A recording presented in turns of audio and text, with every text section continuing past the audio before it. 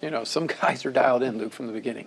Luke, there's 4 o'clock hitters and there's 7 o'clock hitters. Do you know the difference? Batting practice is at 4. The lights come on at 7. Be a gamer, bud. Be a 7 o'clock player. That means when we sit down, you're ready to roll, baby. It's 5:05. Give us a bonus pick with Dodgers and Mets. Wow. Win the series. Man, with a split 1-1 right now, that's danger. It's week 7, so I guess bases are loaded.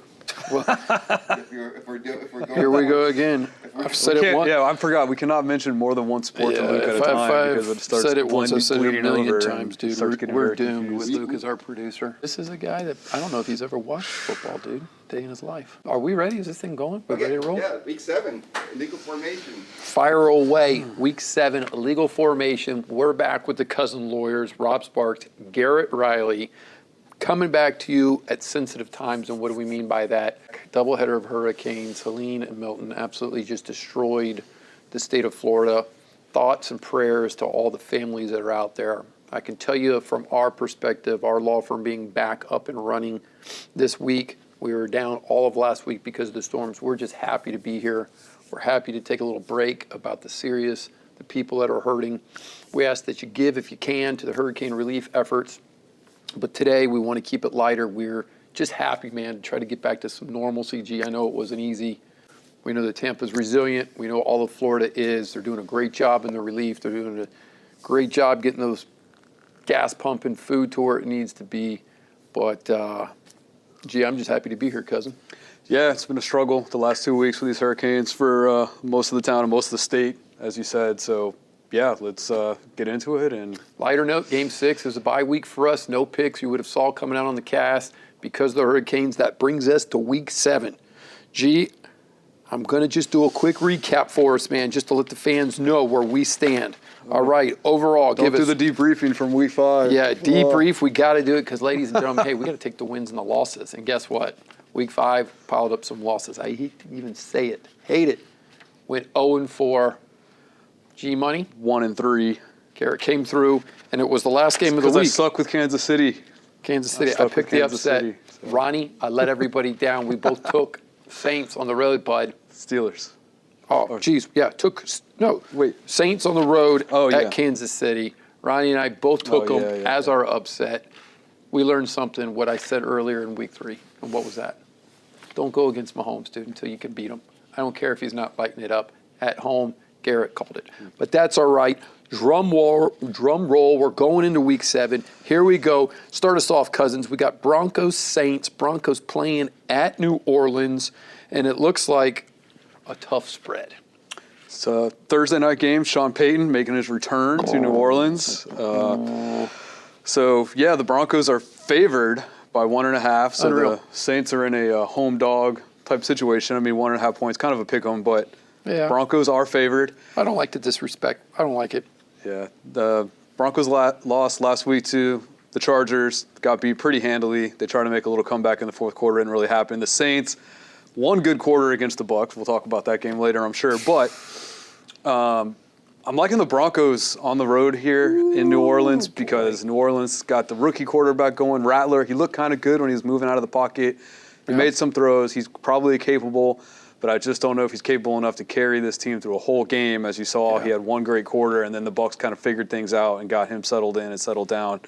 And so I think Sean Payton, with his experience, he's going to throw it all at Rattler. And I think it's just going to be hard for New Orleans. And Denver's got a great defense as well. So I am taking the Denver side in this game. Tough one because both teams prior week, total different settings, totally different analysis. To line them up week to week, I'm going against Cousin Garrett. I'm going Saints at home. I think the crowd's going to be going nuts on Thursday.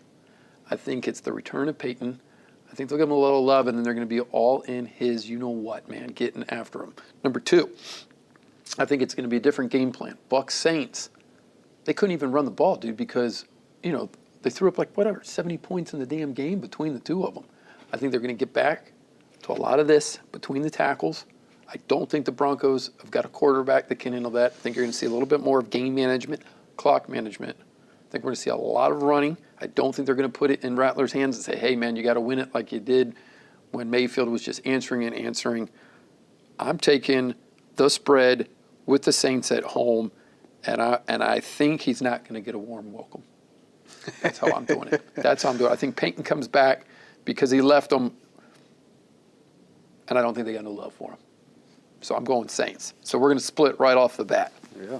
All right, next game we got, since we do the Dolphins game, we got the Dolphins at Indianapolis Colts. Colts are favored by 3.5. Rob, which side are you taking? Who are you making the case for today? I got to tell you, the 3.5, I liked it better at 3. The 3.5 at home. But I'm sorry, the Dolphins fans. I just don't see them putting it together. I think there's too much, and I hate to use the words infighting. I don't see him gelling. I see injuries all over the place. I don't see a quarterback that's going to get it done on the road at Indianapolis. I think the Colts have got enough. I think they go to our veteran quarterback. I think they run the play clock. I don't think the Dolphins have anything explosive. I think they can cover the 3.5. But at the end, the reality is I'm only picking Indy because it's at home. I just don't think the Dolphins can travel and go win up there. Yeah, well, we said the same thing last week, or 2 weeks ago when they were going into New England. We said, I said no chance for the Dolphins, Yep. but they stuck it out and got the game. And I took the loss, Got the folks, win. on that, so I'm about to do the same thing. Very possible. Yeah, so I'm thinking with the Dolphins coming off the bye week, I think McDaniel can scheme up a game plan for the Colts. We don't even know really who the starting quarterback is going to be for Indianapolis. It could be Anthony Richardson. It could be Joe Flacco. Yeah. Colts held on against the Titans last week, a kind of a weaker team. So I think it's an opportunity for Miami to say, come off the bye. Need it bad. We got the quarterback Hundley got another couple weeks of run with the offense, running in the practices, trying to get this team together. And so I think maybe they do at this point rally and say, hey, we won without a quarterback in New England. We can win again if we can hold on to this thing and keep the ship straight until Tua gets back. McDaniel can scheme him up. That's what I'm saying. If he's had a whole week or 2 weeks to prepare for this game. Yeah. So I think Miami can win, and I think they will cover the 3.5. That's crazy, but I'm putting my money on Flacco, man. I'm putting him on the veteran, and if he does get the start again because of health issues,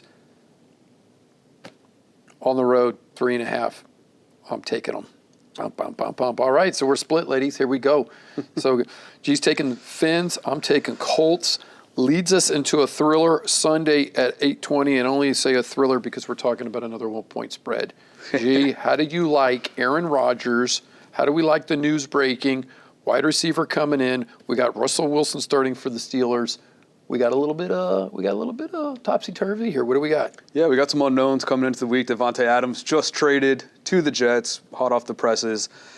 He has been dealing with a hamstring, probably overblown in the press so that he didn't have to play and that he could be ready for the trade. But if he is dealing with a bad hamstring, how quick can he learn this offense? I know he knows Aaron Rodgers like his next door neighbor, but Got to have to pick up the playbook. Got to figure it out. Exactly. And so, I don't know if that's enough time for them to get it together.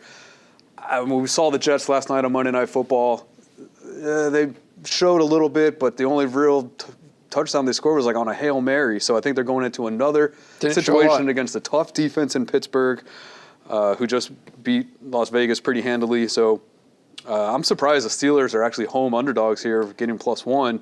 So I'm sticking with the Steelers. I know they killed us when we picked them against the Cowboys, but I don't care if it's Russell Wilson or Justin Fields. I think both quarterbacks are capable to beat the Jets. Tell me how the Steelers aren't favored at home. This one was a tough one for me. I got to be honest. Is it because Wilson's coming in and they're saying, hey, starting quarterback, he hasn't had time to get in there. It's been a couple weeks. Fields been running the show. Is it because they like the Jets' defense because of they're going to probably stick? To my thought process is Russell gets stuck between the tackles. He can't get outside the tackles anymore. He's not that quarterback. He's got to sit in the pocket and throw. Is that what they're looking into? Because Fields was, a little bit more transformational, could run around, could roll out, a little bit more agile. Is Devontae going to come in and maybe be just a third down receiver because they're just doing limited plays to get the guy the ball, but that usually only works if you're totally healthy, screens, long post, skinny route, something like that? Is it something that they saw from last night's game, which I can't imagine what it was because it looked like just absolute chaos? But at the end of the day, I just made the case for the Steelers, but I'm going the other way. Oh, goodness. I'm going Jets with the upset. I got them going in there. I think they're going to be pumped. I think they're riding the lightning. I think, you said something that on the opener, even though I went against the Jets, is you can't count out Rodgers. He got a bashing today in the press about throwing his team under the bus. But I got news for you, folks. That's the NFL. When you play at that elite level, you got to be able to hand getting called out. If your guy is supposed to be on this X, when you throw it and he's not there, there's no completion. So I don't know how the team takes that. They say, oh, he's throwing his players on the bus. No, I think he's just being a professional. I think he's being a Hall of Famer. I looked at their last schedule for the Jets. The remaining whatever games, they got a lot that they can win. There's at least 8 games in there that they can win. I think this is when the Jets mark it down. They get on a little streak, maybe a little circle Tom Brady first year in Tampa Bay, where they rough first quarter and they got hot. Is Devontae the answer? I don't know, but I'm going upset. Yeah, folks, I could be easily 0-3 on the picks that I just made, but I'm going Jets. Yeah, Jets are a little bit of a circus right now. I like the consistency of Mike Tomlin and the Steelers coaching versus go this against guy's Tomlin. first-year coach. Aaron Rodgers got his coach fired, and then he got Mike Williams Thrown relegated under to the the bench bus. and traded. He got his receiver in there doing everything that Aaron Rodgers wants, Yep. and they're still not really getting there, so we'll see. I got a feeling, man, I'm going with my gut, not my brains on that one, because I just feel a little bit of Tom Brady-esque. Struggled getting on the same page first couple games, and then they got hot, and then it got into the fall. We know what happened then. Do I think they're going to win the Super Bowl? No, but I do know this. We got an absolute banger. If I had a tie on, I would be loosening it for this next game. This game makes my toes tingle. I'm This excited. one right here, we got a banger, folks. We got the Ravens coming to town against the Bucks on a Monday nighter, 8:15. Let's go. Kickoff. Disrespectful time. I don't know. Bucks are getting 3.5 at home. Dude, I'm pumped. I'm going to have trouble just waiting to Monday on this one, dude. This is going to be. I got so much I want to touch on. Fire away. Let me know. Give me some analysis who you're going here with, G. All right, so I do like the Ravens. I mean, I think they're one of the best teams in the game. They're hitting on all cylinders right now. Derrick Henry, just absolute animal. And then Lamar Jackson making it happen with Zay Flowers from the offense. But Ravens, a lot of offense this year. The defense, I know they're good against the run, a little bit weaker against the pass, and that's where I think Tampa can maybe make some inroads against them. Getting it to Mike Evans, getting it to Godwin, who had a great game last week. Sheesh. And so I think that this is a game where, like, who's the bigger bully? You know, the Ravens or the Bucks? Both teams are You think it's playing high great. scoring, or do you think it's going to be low scoring? I think it's going to be high scoring. And I think that Tampa, with the emotions, running with the crowd from the Hurricane, they got me with the hook, the 3.5.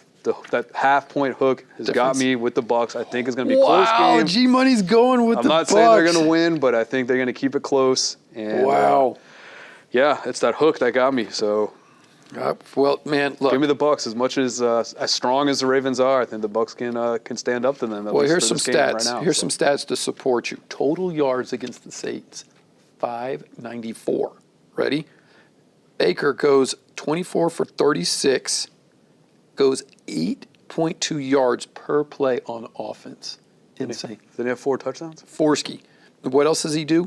He throws for 317, 67% completion rate. Now, what we can't do is we turn the ball over 3 times, but even those 3, they weren't his fault. 2 of them were weren't his tips. fault. Those were just bad receivers. Now, here's the biggest thing right here. Rushing yards. Bucks versus Saints, 277 they put up, right? That's good enough for 3rd all-time for franchise history.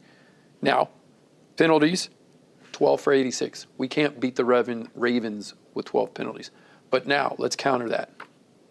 Ravens, number 1 rush defense, meaning the lowest number of yards the defense averages. So are the Bucks going to be able to throw up 277? No. Also, I think the stat that I checked for the Ravens is that they're the number 1 offense in the league. They are. So now,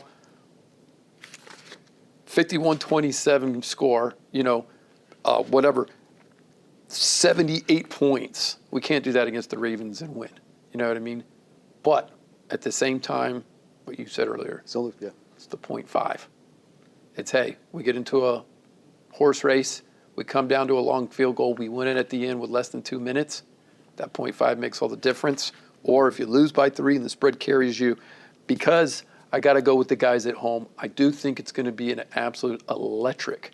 But let's be honest, It's going to be very difficult to run the ball. Baker's playing out of his mind, but we still got to commit to the run. We still got to keep him honest, or we don't open up the look for Evans to get back in the game. He's been hurt. Does the hamstring recover? Can we get him going on a couple skinny posts, maybe something in the end zone? Can he break the record at home, meaning like 101 receiving touchdowns, which is like only 4 wide receivers in the history of the game or whatever have done it? Maybe I'm wrong on that, but it's some big numbers. I like Garrett's pick. I'm going Bucks. I'm going at home. We got to ride the momentum. Tampa Bay's on the recovery chain. I love it. Let's go. Yeah, and this week we're treated to 2 Monday night games. We didn't even mention that the Bucks it was the Monday night game, and we always pick the Monday night game. And this week we got 2. So the final pick of the week is the Chargers are at the Cardinals. Boy, Cardinals, Jesus, Arizona. Chargers coming off the win against Denver, handled them pretty easily. Another favorite. Cardinals beat down by Green Bay. So where are you going on this one? I should mention also Chargers are favored by 2.5 Unbelievable. on the road. And that right there tells it all to me, bro. Like, they're going on the road.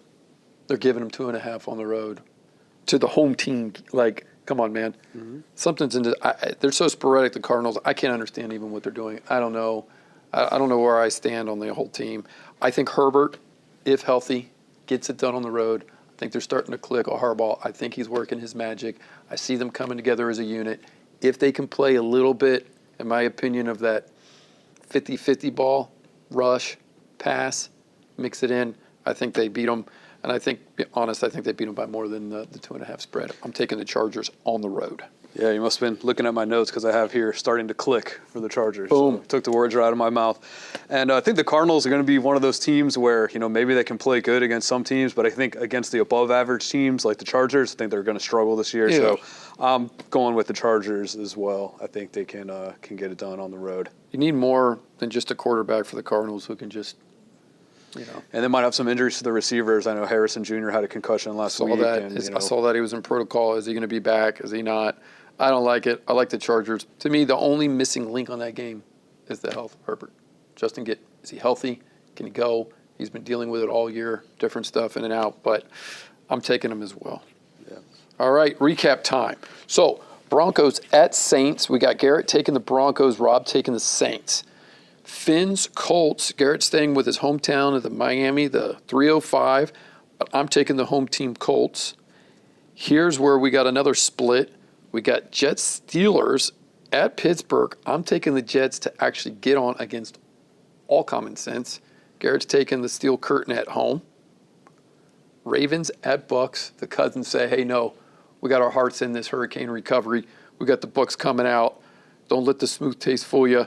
We're going both Bucks, and then we're both agreement on Chargers. I got that right? Yes, yeah. This is going to be a good week. You look at these first 3 picks, I could be down. What are we, G, for the year? Let's give the fans where we actually are averaging out. What did we look at here? All right, so after last week, Rob is sitting at 13-12. Ooh, I'm over 500, but dang, 0-4 killed me last time.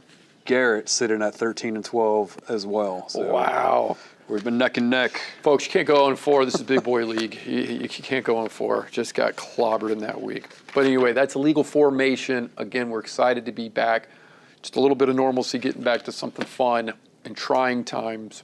Our hearts with the Bay Area, our hearts with all of Florida. Stay tuned because we're going to talk a little bit about that hurricane recovery in terms of our overtime segment. Specifically, we're going to go outside the NFL from the legal aspect. We're going to talk insurance claims. We're going to talk about the legality of that and when you might actually need a lawyer.